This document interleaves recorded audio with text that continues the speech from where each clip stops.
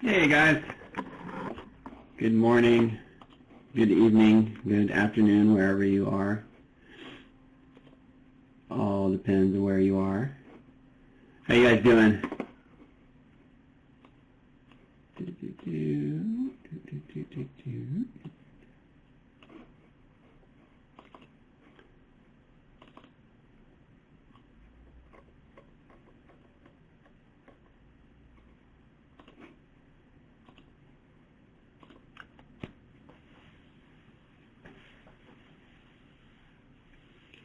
Yeah, I heard about that. Coworker drove right by that fire. Crazy. In your backyard. Oh god. Toronto's flooded. Oh man. And it's foggy in San Francisco. It's crazy weather everywhere. Except here. Here it's normal.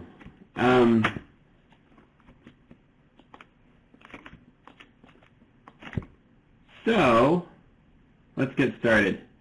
A few things came up while I was doing critique that I might not have clarified, just in terms of like how things are done, in terms of grading and everything like that. And so I wanted to go over that just like a little bit more. And it's not, you guys did everything fine, but I just want to make sure that you guys know about these things. So specifically, like, this has come up before, and I always, sometimes I forget to mention it, but just like the order of when things get critiqued, like when I get to them, it really is dependent on what time you turn it in. And so what time you turn it in, I mean, you could turn it in at like 11:55 a.m. Pacific on Sunday, and then everyone else turns it in like 11:56, 11:50, and so on. And so that means yours would be first at 11:55. So it's not like because you turn it in that much earlier, you're gonna. Let's see. Let me try to clarify this a little bit more. So if you turn it in early, it's just going to be on the top of the list, right? And so that's usually how I grade it, is from the top down, just because it makes sense to me. But that doesn't mean like you should turn it in earlier or whatever. And so what I usually try to do is tell students that if I'm consistently grading yours on Tuesday or last. And sometimes I just don't think about it and I do it, and I feel like it's fair to kind of mix it up with the students, and so just because of my schedule and the way everything else that's going on, I have certain times that I can do my critiques, and I don't always get them done in one day. In fact, that would be very exceptional if I did. So, and the way it usually works is that if I have until Tuesday midnight Pacific Standard Time to get all my critiques done. So it's usually like Monday and Tuesdays are when I do the critiques. Sometimes I'll start them on Sundays. But that said, if I'm consistently doing yours on Tuesdays, just let me know, unless you turn it in late, and that's a whole different thing I'll get into. But if you're turning it in on time, and I'm always doing yours on Tuesday, just let me know. I mean, unless you don't mind it. But if you have like this notion of like I'm always doing my critiques last, and it's just like maybe you just turned it in 1 minute later than someone else that got a critique on Monday. So it really like I'll try to be a little bit more random with that order, but it's just easier for me to go down that list. So that said, I mean, I won't take any offense if you just say like, I'm always getting my critiques on Tuesday, and I'll be like, oh, okay, so I'll next week I'll do yours on Monday or whatever. So does that make sense? Okay, good. Does anyone have any questions about that before I? Randy, I see yours. Elliot, should we fix our poses based on your critique and turn back in? Yeah, so going into revisions, everybody has one revision per week. Now, what that is like whatever notes that I've given you for that assignment once you've turned it in, you have another week to address those notes and turn it in and get revision, get notes on those revisions. And I encourage everybody to do that. So please, it's really to your benefit to take notes, to take these notes and to change these and turn it in and get revisions. Now, that won't change your grade necessarily. It's not really supposed to change your grade or anything, but I think that if it's gone from like very low grade to a passing grade, I think that there is exception for that, because that means you put the effort in there. But usually it won't mean you'll get like a totally new grade on it. Is there a spot for it on week 3? There should be a spot for revisions this week. You have full revision in the current week, and you have week 3 in this instance. Yeah, yeah, it should come up.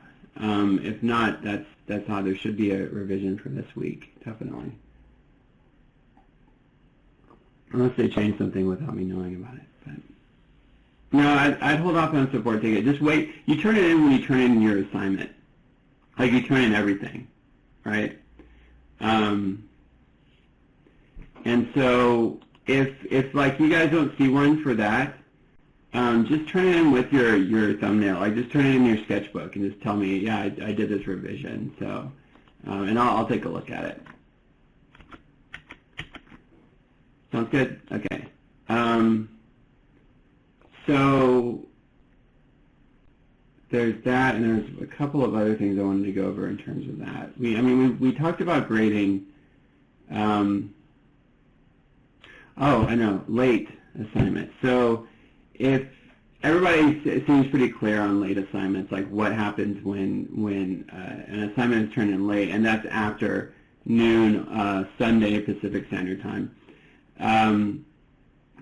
If you turn it in a minute after that, it's an automatic grade, full grade point deduction from the grade I give you, and the server does that. So basically, like if I set that grade, and the server or the AM will like know that this assignment was turned in late and take that grade and deduct it by a full grade point. Now there are instances where there's just like something happened and there is a technical glitch or anything like that, something like that. And if that's the case, then we could talk about it. I would probably say talk to AM support, and I know this has happened to someone in this class right now, so I will talk to you about that later. But just know that like if it was totally out of your control, you turned it in, and something that you know you read all of the standards of how to turn in an assignment and all the correct formatting and everything like that. You did everything by the book, in other words. And for whatever reason it's out of your control, and the server automatically deducts it, then there is a way to change it. But that said, grades aren't that big of a deal. I always have students that come to me and say, "Oh, I got a C on this assignment, and I know it's just like it's affecting my GPA." And it's like the first thing to understand is that grades and Animation Mentor really don't matter, like your overall GPA and everything like that. What matters is the real and the work that you get out of it. So if you get a C on an assignment, that means just do your revision, try to make it look as good as possible, and or below C, whatever. Like any grade, yeah, exactly, Julian. Thank you. It's a motivation to do better. It's just saying like just do a revision. I mean, trust me, I've turned in C work and in my professional life, turn it into dailies, and you come out and you're like, oh, and then you turn that into an A work. Like you keep working on it. That effort will equal results. So, so remember that and if you end up with a great assignment and that you still have like a C GPA, whatever, it doesn't matter. It's not that big of a deal. No employer is ever going to say, well, you have a great reel, but let me see your grade, your GPA, and Animation Mentor. No one's ever going to say that, I promise you. So don't don't get too attached to grades. Just I really like what you said, Julian. It's a good motivation to do better. So yeah, and then it's true that Pixar quality A is that's the high bar. So so yeah, any other questions about that? I just wanted to try to clarify that stuff as much as possible, because as I go through, I'm like, oh yeah, I might have forgotten to talk to people about this, and so it's just good to bring it up, and always email me if you have any questions about that too. So, and I understand there are a few outstanding emails that I need to reply to, that I will reply to from you guys. So if I haven't addressed them yet, I will get to them. I promise. Hands. I'm going to go over hands right now. Thank you for that reminder.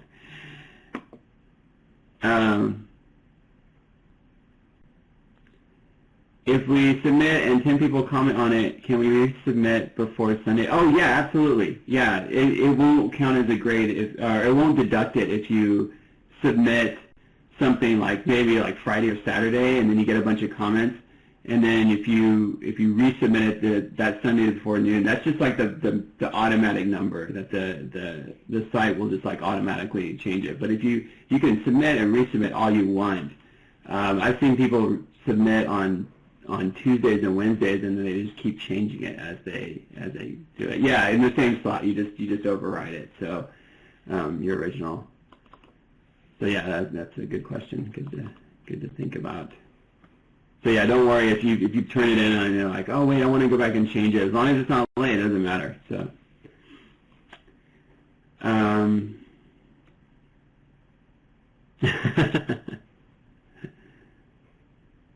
So let's see. Let me organize here a little bit, because yeah, I want to talk about hand poses today a little bit, and then get into just go over a little bit more of Stu, just because it's so important to understand this rig and understand this character as you get these pose assignments. To me, pose assignments are just as important as all the other animation assignments. Like I would almost say that they're more important.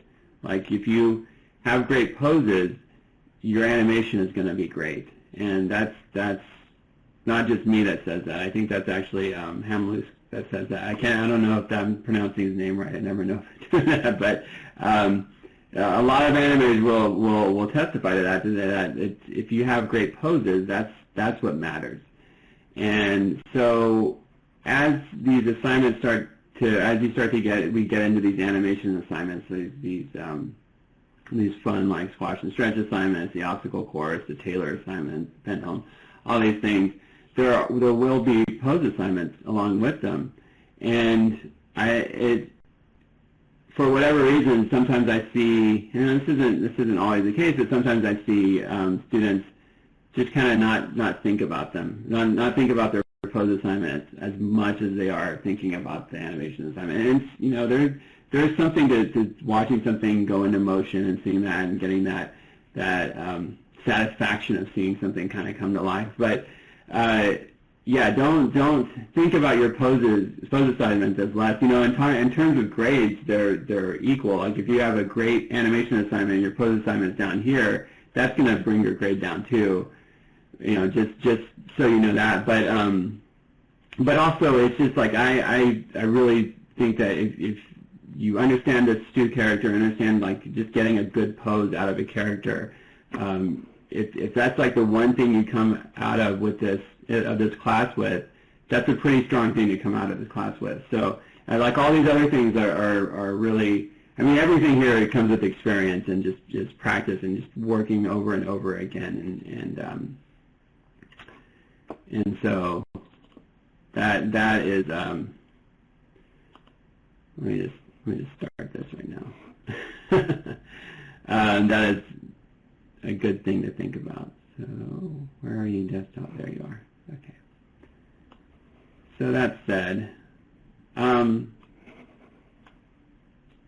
So there are a few things that we started going over last week with Stu, and if I for whatever reason am repeating myself with these, let me know and I can stop. But we did talk about the IK versus FK. Are there any questions about that now that you guys have kind of used them a little bit more and seen them, practice with them a little bit? Is everyone's pretty straightforward what IK and FK do, right? Why would we use IK and FK? There are different reasons. Some people, I'm pretty sure that Sean Kelly uses IK. I think I remember seeing one of his scenes once, and it had just like it was IK on, arms on all the time. And some animators do that. They don't mind that it's FK. They actually like to know where their arms are all the time, and we'll pose them specifically separately.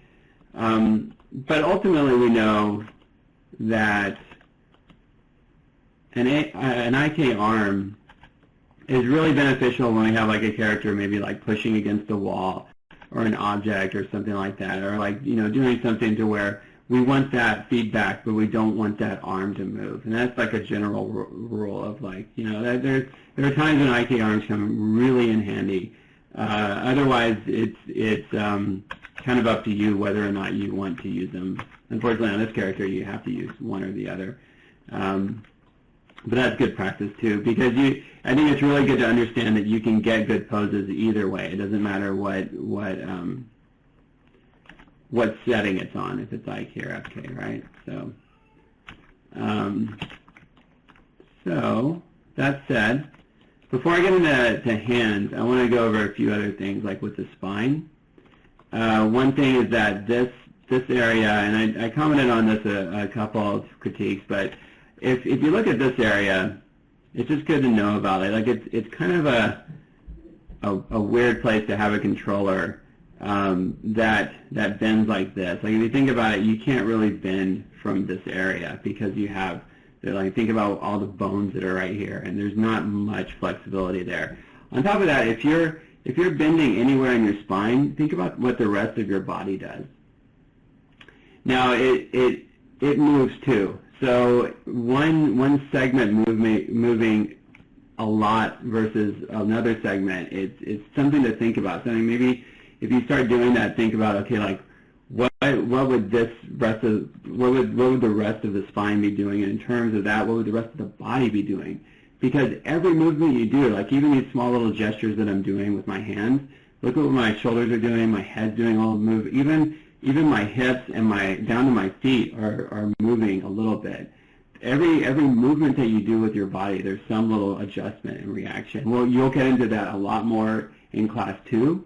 But for now, think about it as when you're posing your character, that is something to really take into account. Like if one part moves, everything else will move along with it, right? And so, and this is one area that I see. This is a very common area that it kind of creates a little bit of a weird thing. I mean, I think what you should think about more with that specific control is that it's more for stuff like this, the X and Z, than it is for, for the Y and Z, than it is for the X.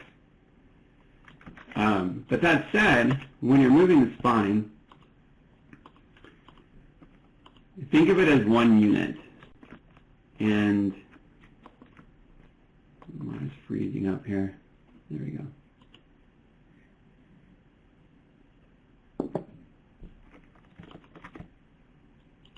And what I usually do when I'm posing the spine is I'll select all three controls and try to move them together.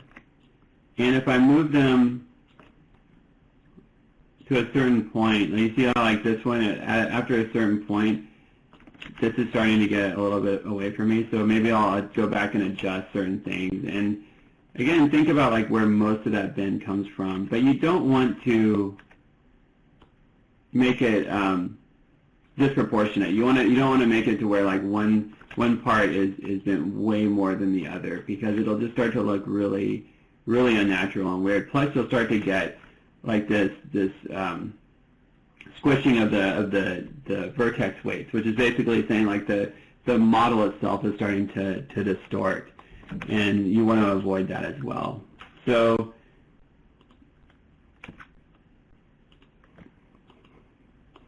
yeah, think about that. If you're adjusting the spine, you can move all these parts together, but also go back once you move them together. Also go back and just try to like individually say, okay, well, what about this one? I can tweak a little bit more. Always look at the line that you're making, and if you're starting, that line starts to become a little bit too jagged or odd looking, then you might have some issues of like, okay, that spine is going too far in one direction. So, but yeah, overall, it's one unit that works with each other.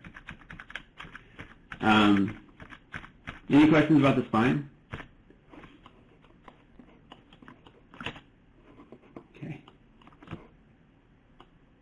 Okay. And then that said, is there a way to reset Sue's controller back to their normal position? That's a great question, Carlos. So this is something that I do a lot when I'm animating, is that if I, this is my saying. It's kind of corny, but it's totally true. When in doubt, zero out. So if you're animating and you do all this stuff, you start to like rotate all these joints and do everything, and it happens way more often than you think, where you're starting to get into a place where you're not sure exactly how to get back to that original position. And so yeah, select those controllers, go over here to the channel, and then zero everything out, and it'll just instantly go back. And it's a really good way of kind of resetting your mind and saying, okay, like, oh, I went too far with that. Let me try this again. Now, that method is it makes a lot more sense when you're actually animating with a character, because you'll set a key pose and you'll like it, and you'll go on to your next key, and things will start to get really weird, and so you can just zero everything out, and you'll still have that starting point. So if you're not sure about zeroing everything out right here, remember you can keyframe everything. And say like you're like, okay, I'm going to, let me just turn off this and then set that. So I'm going to select everything, all the controllers, and just set a keyframe on it. And I usually have auto key on down here at the bottom. And let's say you're posing your character and you're getting into an area that you like but you're not really sure about. And you start to get a little confused by where these controls are going and what's happening. So what I would do in this case, because you're only working with one pose, is I would just go into the next frame and keep this pose. Well, don't keep that pose, because that pose is terrible. But keep the pose that you're like working towards, and think like, okay, I'm gonna zero everything out, but I don't want to reset it necessarily. So I'll just move on to the next frame and key everything, and then zero everything out. So even here, like I can do that. One thing about doing the zero out thing is that it has to be, it's kind of weird on if you select controllers with a bunch of different channels. You see I selected a bunch of stuff and that channel box went away. It kind of depends on the controllers you select. So here, I would just have to be a little slower about it. Maybe here I'd be, yeah, see, I'm selecting something that it doesn't like. So just make sure you're going through everything and double check that, like all that here, and that's zeroed out. So that's on that frame, and then the frame before it keeps that pose. So just remember that you can do that while you're posing your character. You can basically take a snapshot of that pose that you're working with and just move over. So the big circle, is it okay to use that to move Stu around the scene? Okay, so yeah, what that is that's your layout controller. And every character in 3D that I've ever worked with. Every character should have this. And what it is really is just like to say, I'm gonna set the staging for my character and move that around to where that works. What it's used for in the professional world is the layout department actually uses that for helping to stage a shot. And if they're working on, setting up a scene and they're setting up their camera angle and they're saying, okay, well, the actor will be coming in through here and stopping here, they will actually animate that layout position. And it gives them an idea of how to focus their camera on the character. And so that's what that's used for professionally. Now for us, same sort of thing, like if we want to set our camera and say, okay, this is where my scene is going to be. Now, what I usually do if I'm not using a camera, if I'm just using my perspective window, and I like that camera, I might have gone over this last week, but I usually select my camera and then select everything and lock those attributes. You see lock selected. Did I talk about this last week? I don't remember. No? Okay, good. So this is what I do. I set my staging, and now once that's locked, I can't move that camera anymore, which is great, because a lot of times when you're working with the pose and you got staging that you like, you don't want to move that camera. You want it to stay where it is. And then what I'll do is I'll create a new perspective camera, and I'll have that there. And a lot of times when I'm animating, it looks a lot like this, where I have my camera over here that moves, and then I have my perspective, so I can move my perspective around and pose to the perspective, but also always check my camera, and then a lot of times my graph editor will be there. So yeah, it's just a good way of like setting up, okay, this is where my camera is going to be, and I'm locking that camera down. So again, it's just view select camera, and then select all those controls, right click, lock selected, and then you can always unlock selected if you don't like that. You can also keyframe everything. It just, remember that if you move it, it'll set another keyframe. So you don't want to, some people like doing that, but I don't particularly like that. That said, going back to the layout controller, let me let my cat out. She'll go. Not meow the whole time.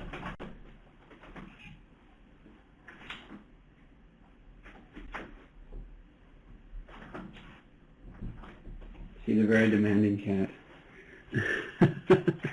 She'll just sit there and meow and scratch the door the entire time. And she likes interrupting our Q&A. So that said, the layout controller, like, do you use it that much here? Do we need to really use it? Yeah, I mean, it's good to just get like everything moved over. But for the most part, you don't really need to worry about it too much. Like what I do a lot of times is I'll just move these controllers together, and it's the same sort of thing. Now the difference is that if I get a pose that I really like, and I want to maybe change my staging just a little bit, then that's what that layout controller is really good for, because it ignores the IK and everything like that. It's just like the overall controller for your character that you can, so if you have a pose that you really like, going back to this awesome pose, like if I wanted to, hello Maya, hello computer, it's thinking, okay, yeah, so if I want to just move that, then you see I can move everything along with it. So it's not necessary to really think about, in any big scale, because you can always move everything with just these controllers, right? So, but does that make sense? Does that clarify what the layout controller do? All right, okay, I got stuck in a tree today.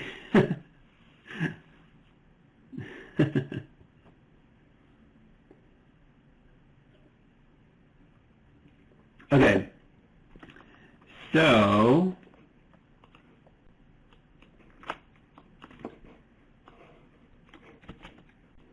let's talk now. Talk about the hands, and then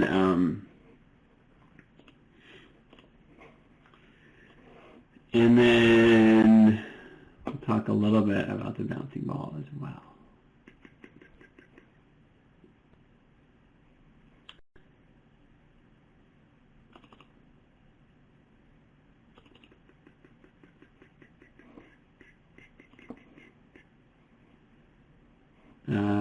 Just a second. There they are. So, my teacher at the time, my mentor, Angus MacLean, awesome animator, now short film director at Pixar. He did that awesome Toy Story short. He directed that one with the Hawaii trip. I forget the name of it, but he put this together, and I could send this out to you guys. But it's really like a good representation of how to think about hands and hand poses on your characters, and in that sense, simplified shapes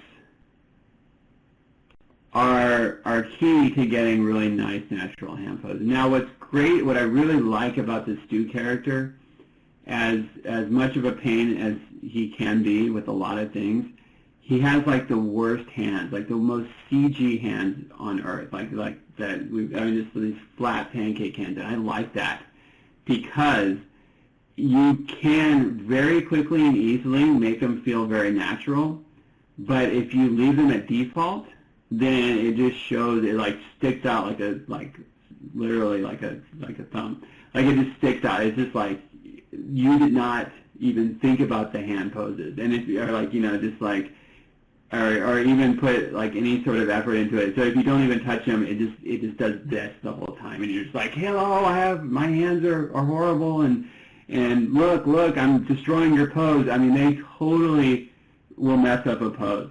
And that's true on any character.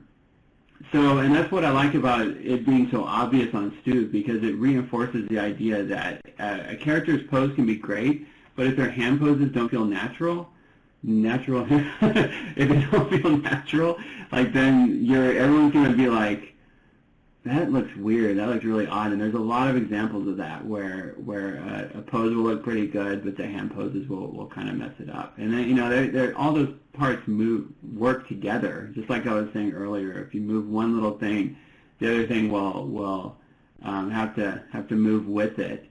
And because everything is connected, then any sort of movement, any sort of change is going to make a big difference. But any sort of anything that you neglect is also going to make a big difference in terms of saying like, okay, that looks weird. So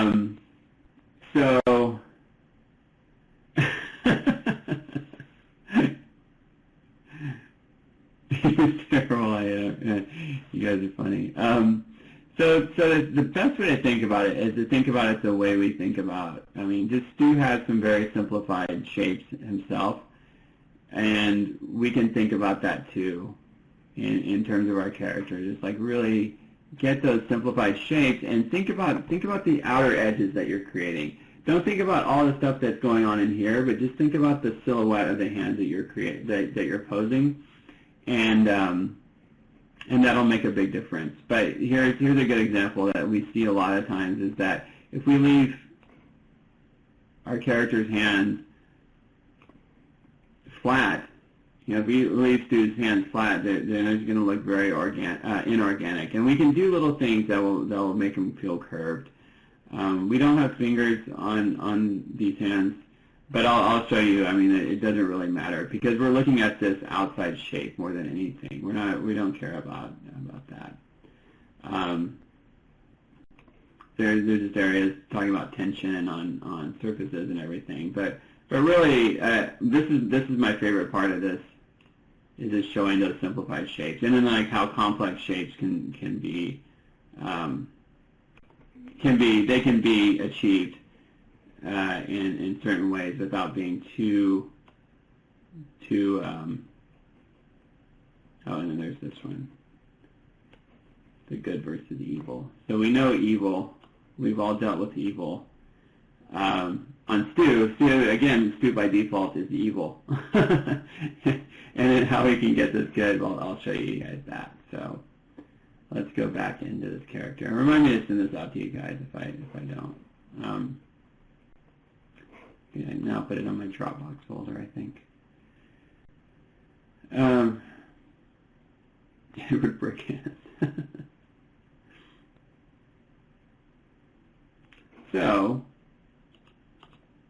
what do we do with these hands now?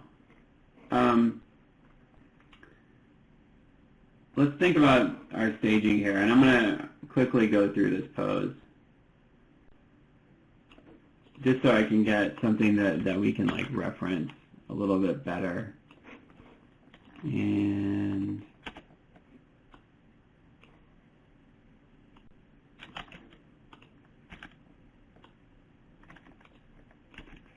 I don't want to spend too much time on the rest of this. You know, and also a pose should take a long time to create. You should spend the majority of the beginning part of your shot, and the majority of your animation should be spent working on poses. So also think about that too. Like what I'm doing here is just like quickly going through this for the sake of the demo, but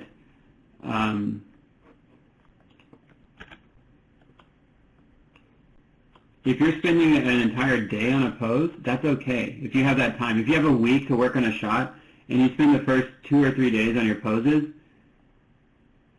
even if you spend the first 4 days on your poses and go through the animation, I just want to reiterate like how important poses are. And then let's turn on that controller here. Where is it? Oh wait, that's the hand control. I need the elbow TV. So there that is. So going back, do I still have this camera here? Oh, it's not locked. That's why. I'm going to lock this camera just to show you guys how I work. So, lock selected. So now I have an angle. And now I can go in here and just look at that.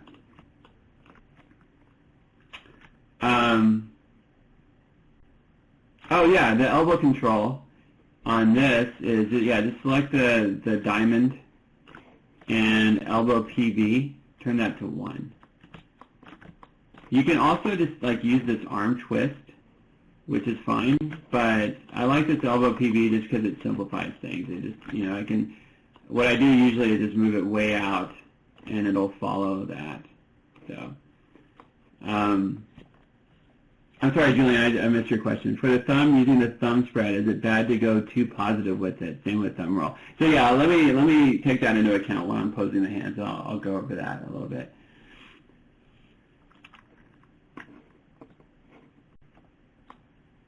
Oh, is it parenting weird? Yeah, don't lose it. So very quickly, I'm gonna pose the spine here. Like everything.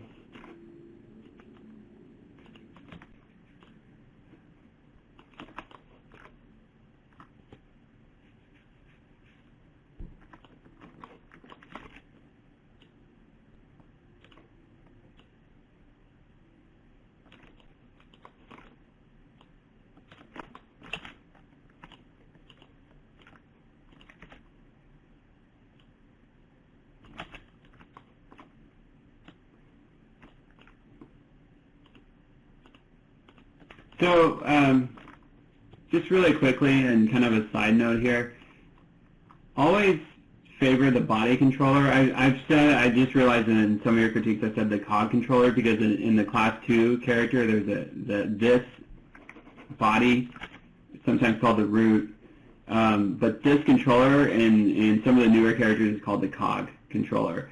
But either way,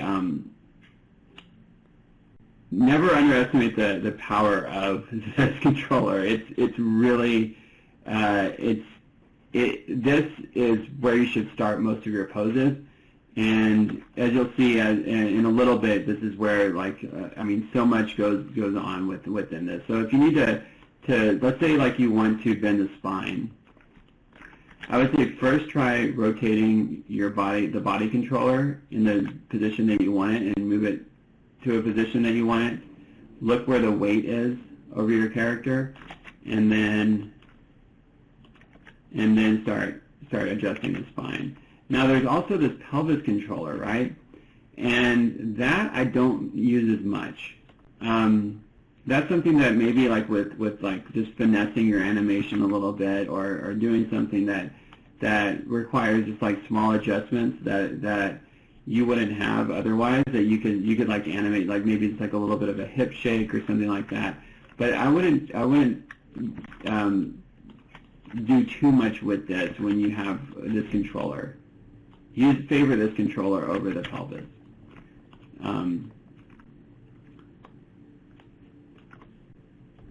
Yeah, don't try working from the leg. So any questions about that? Okay. That, and then, so that was a little side note. And then also, I forgot to mention that when you're animating the spine, the neck is part of the spine. So you want to make sure that neck isn't going too far away from the spine itself. Now, if anything, the head can, because the head is going to be on that axis where you can actually turn the head. And it will, again, if you turn your head, things all the way down will move with it. But you can turn this a little bit more than the rest of the body, and it'll be fine. But yeah, as long as that neck and spine are working together. Now, if this was way off, see, it just looks weird. I mean, you can do that, but and for maybe some poses it will require that. But for most of the time, you want that to be a nice clean line all the way through, and the head should be relatively level. Anytime the head is doing that, you're starting to remember you're starting to unfocus the gaze or change the direction of the gaze. But like usually a side head means an unfocused gaze. If your head is straight and looking up or looking down, looking wherever, that's a more focused gaze. And that's I mean, your eyes of course are focusing on that, but your head is guiding that. So that's another thing to think about with like what the head position is doing. So anyway, any questions about that?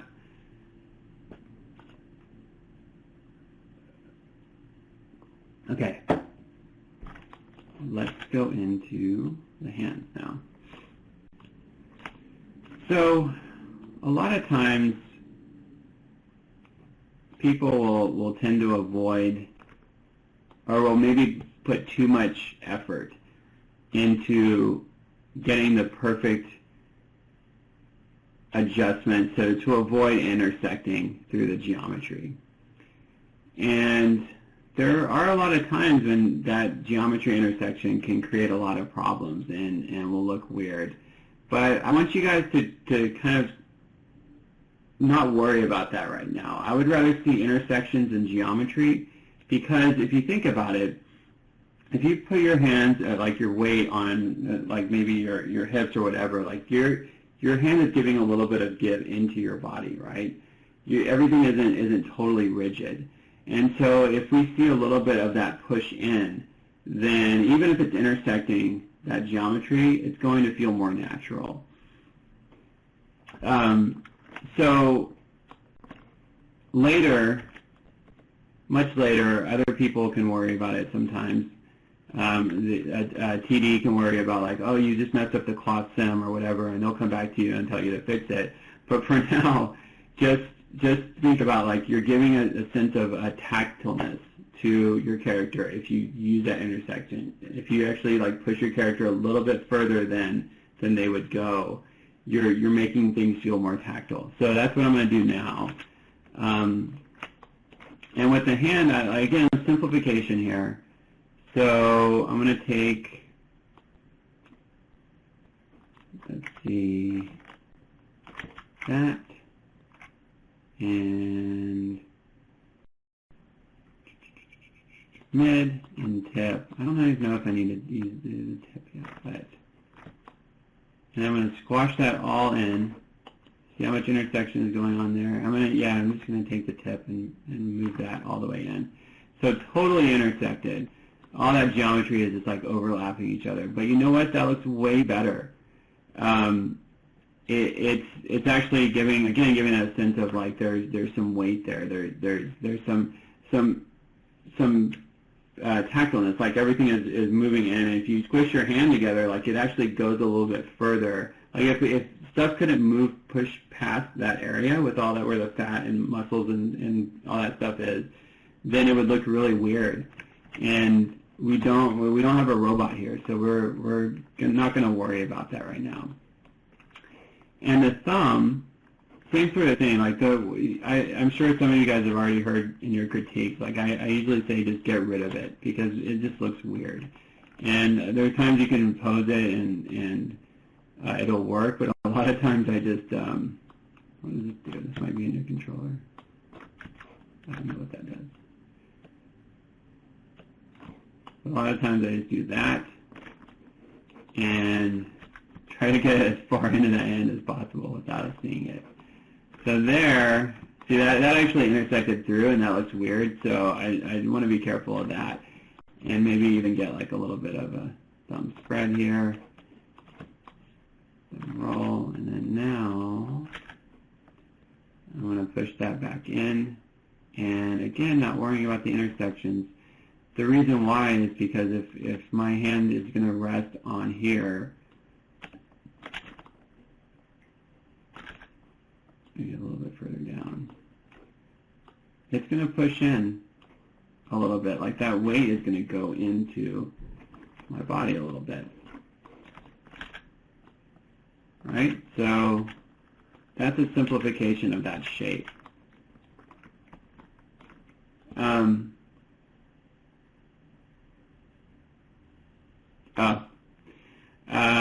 My Sue's hands showed some bunch of rings. How do I hide them? So, those are the joints, Carlos. So what that is if did I turn on the joints? Yeah, is it that, Carlos?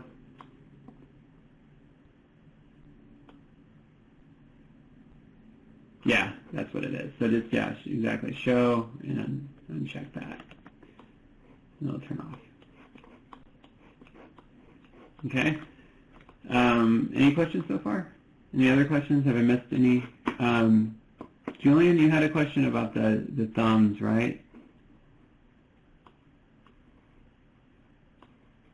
Let me go back up to it. If I can find it. For thumb, using thumb spread, is it bad to go too positive with it? Let's look at that.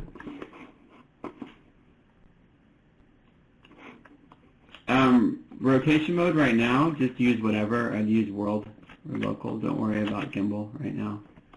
We'll talk about gimbal. We might talk about gimbal in this class, but I wouldn't worry about it too much.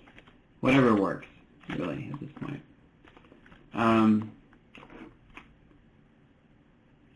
So, I'm sorry, Julian, I keep forgetting the specifics of your question here.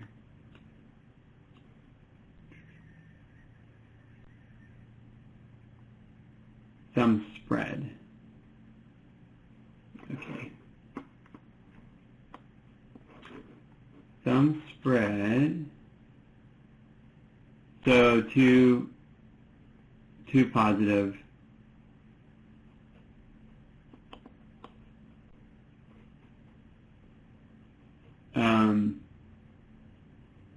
As long as you can get it out of the way, really. So like what I just did here, if it's okay to, I think here, I'm not worried about what the thumb is actually doing in terms of like, is it going too far in one direction, as long as I'm getting that overall shape. Do you know what I mean? So,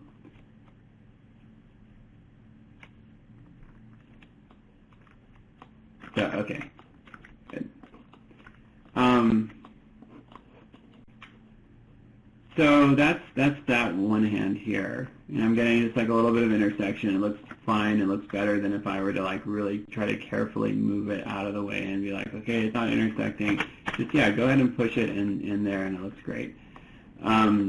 Now, with this other hand, let's think about more of like how gravity would affect this hand, and which is kind of the opposite of what we did with the other hand.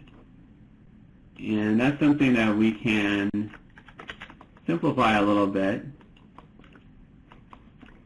Remember, simplification is probably the best thing in animation, or almost anything actually. Design,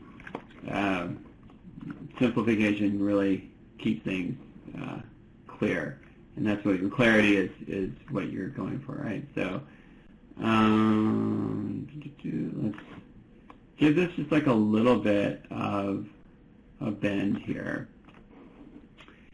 And then what I'll do now is just adjust these other controls so nothing's totally zero, nothing's totally perfect, and get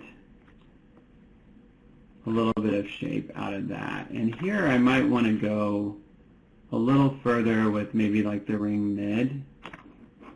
And I can't really see what I'm doing because it's intersecting into the leg, so I'm going to move it out for now. Just so I can see what I'm doing really more than anything. So yeah,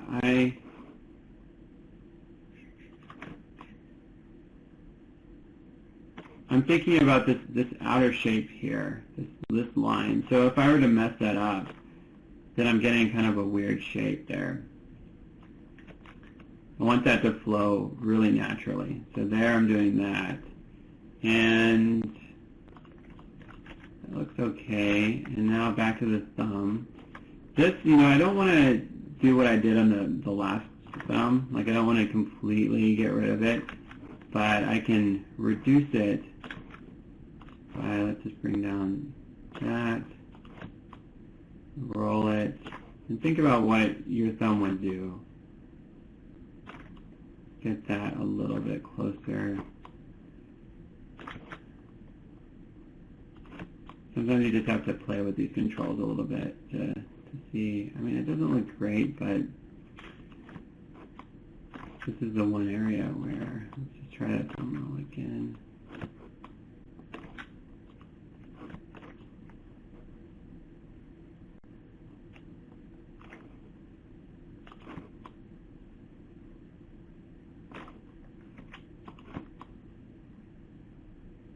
Like, I'm okay with intersecting that a little bit. That's fine. But yeah, think about how when you're resting your hand, it's usually going to hit your leg. So it's the same sort of thing where like you can bring that in and get just like a little bit of intersection there, and it's fine. It'll feel more natural than if you try to avoid it completely. If you try to go, okay, well, I don't want to intersect that geometry, so I'm going to bring it out here. That'll look weird, but that will start to look natural. So it's okay if you get just like a little bit of intersection there. If it keeps the integrity of your pose, if it keeps the appeal of your pose, then that's fine. Appeal always wins over anything else. So this one, maybe intersecting a little bit too obviously. So maybe I'll move it out a little bit like that. But overall, yeah, there's intersections happening there. And that way I'm going to get a more natural shape there with that. It's not the best pose in the world, but it shows you what you can do with the hands and get like really nice shapes out of them. There's a few things more. It's just like if we're going back to those notes and those ideas of those notes and thinking about, let me zero this out, start from scratch, just to get away from that shape. Even just like the smallest of these ring, one thing to avoid is that. I made this comment on a few critiques already, but like, just think about how much effort that takes versus like, and how, you know, there are times when a character will do that, and that's okay. A lot of times you can get that in the breakdown or whatever. But even if your character's like really excited and doing that, it's like really consciously trying to do that is a different thing. And it's good to exaggerate, but also thinking more about like how would I get that shape.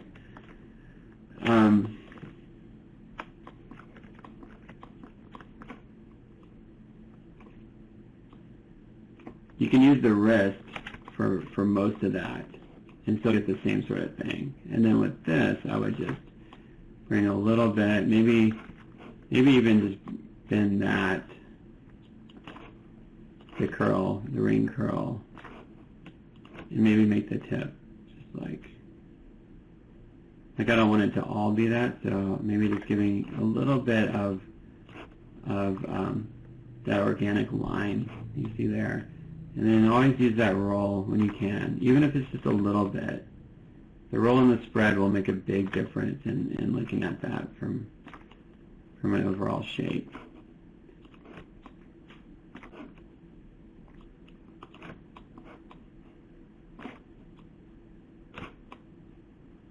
By the way, I'm not too worried about skipping the bouncing ball demo because there's a really good one in the lecture that Bobby does. So, but if anybody wants to go over anything right now, let me know before, because we're getting to the end of the Q&A here.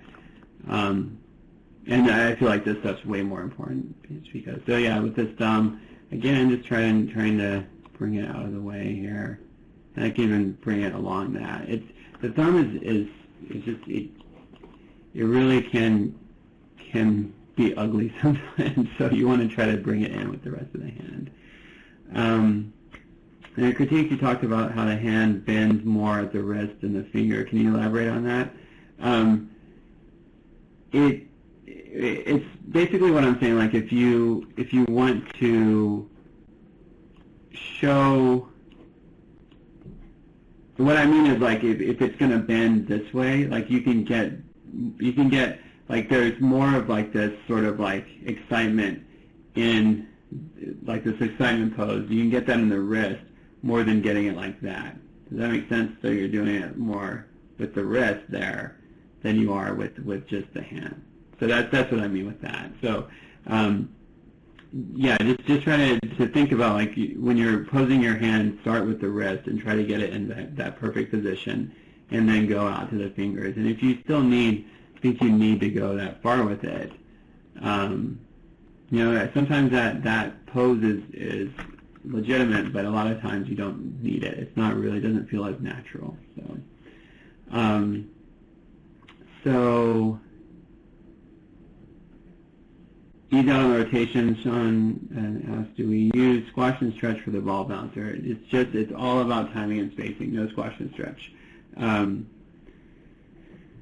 Yeah, that will come later. Now it's very simple. Just the ball bouncing across the screen. Use a side view. Don't use a perspective view that you think is a side view. Like don't just say, okay, let me just open the ball.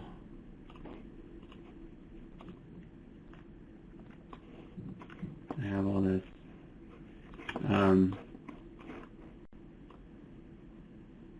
Like don't, you can get in this later. Let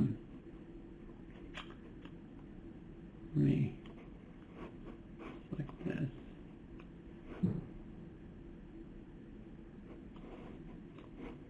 Yeah, my computer, so slow.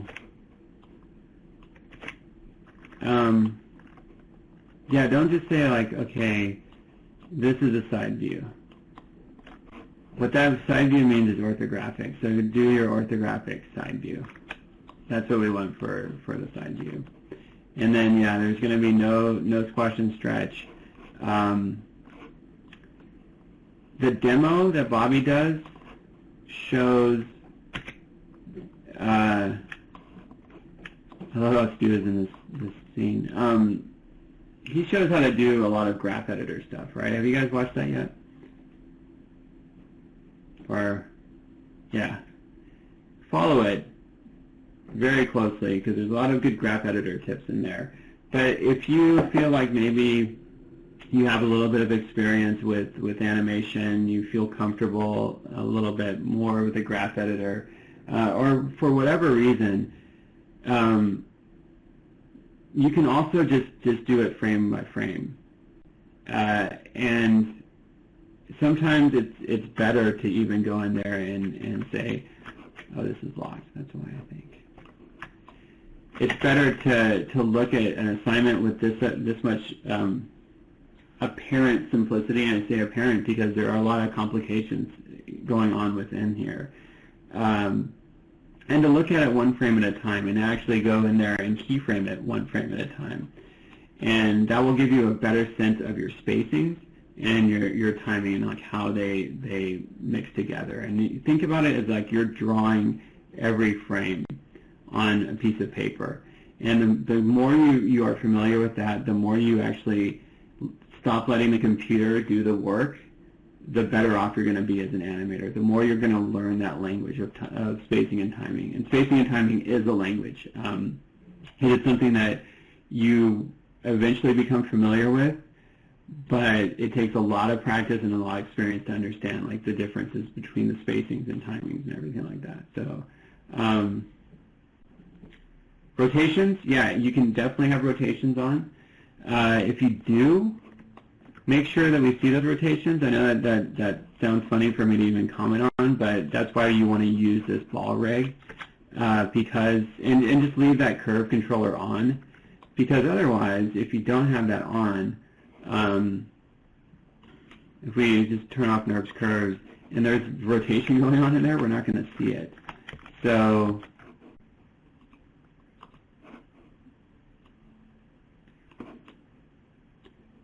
yeah, I would just keep that on or use a ball. You don't have to use this ball. You can use one that's textured or whatever and just show that bounce. And this is a good opportunity to bring out your Richard Williams book and go through just thinking more about timing and spacing. Go through frame at a time. Just look at page 35 and 36, 37. Go through all that and look at that. So.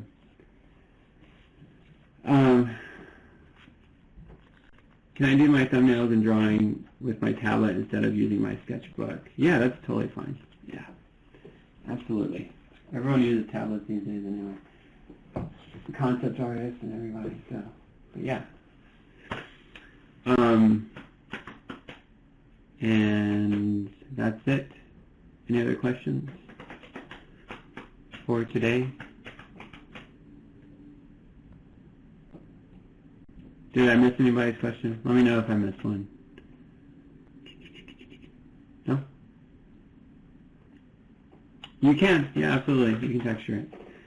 You can put like a, don't put anything too complicated on it, but something that we can see the rotation of it. That's fine with me. Okay? Cool. Well, that's it, guys.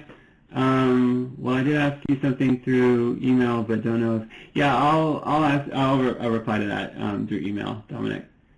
How about planning for the ball? Okay, that's great.